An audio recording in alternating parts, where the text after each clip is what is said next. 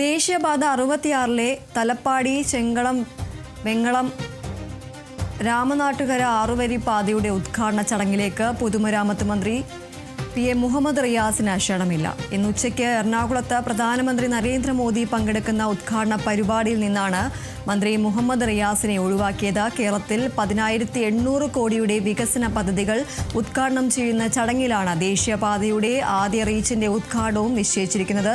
മുഖ്യമന്ത്രി പിണറായി വിജയന്റെ പേരിൽ നോട്ടീസിലുണ്ടെങ്കിലും അദ്ദേഹം പങ്കെടുക്കില്ല. അതേസമയം BJP സംസ്ഥാന അധ്യക്ഷൻ രാജീവ് ചന്ദ്രശേഖറും കേന്ദ്രമന്ത്രി ജോർജ് കുര്യനും അടക്കമുള്ളവരെ ചടങ്ങിൽ ഉൾപ്പെടുത്തിയിട്ടുണ്ട്. സംസ്ഥാന സർക്കാരിന്റെ കൂടി പങ്കാളിത്തത്തോടെയാണ് ദേശീയപാത വികസനം. ദേശീയപാത 66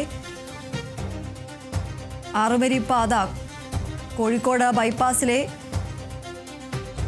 ആറുവരിപ്പാതയുമായി ആണ് ഇന്ന് ഉദ്ഘാടനം ചെയ്യുന്നത്. ഇതോടൊപ്പം മറ്റ് പദ്ധതികളും പ്രധാനമന്ത്രി നരേന്ദ്രമോദി ഉദ്ഘാടനം ചെയ്യുന്നുണ്ട്.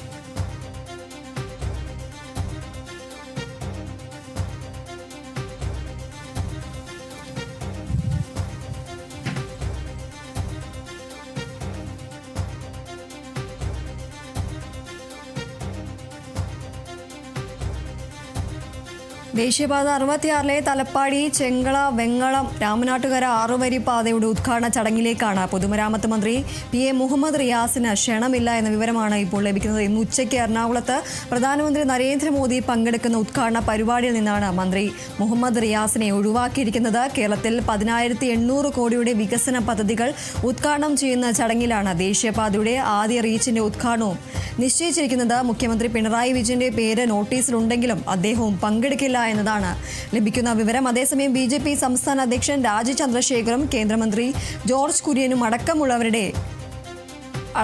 ചടങ്ങിൽ ഉൾപ്പെടുത്തിയിട്ടുണ്ട്. സംസ്ഥാന സർക്കാരിന്റെ കൂടി പങ്കാളിത്തത്തോടെയാണ് ദേശീയപാത വികസനം. ദേശീയപാത 66 തലപ്പാടി ചെങ്കള ഭാഗത്തെ ആറുവരി പാതയും കോഴിക്കോട് ബൈപ്പാസിലെ വെങ്ങളം രാമനാട്ടുകര ആറുവരി പാതയുമാണ് ഇന്ന് ഉദ്ഘാടനം ചെയ്യുന്നത്. ഇതോടൊപ്പം മറ്റ് പദ്ധതികളും പ്രധാനമന്ത്രി നരേന്ദ്രമോദി ഉദ്ഘാടനം ചെയ്യുന്നുണ്ട്.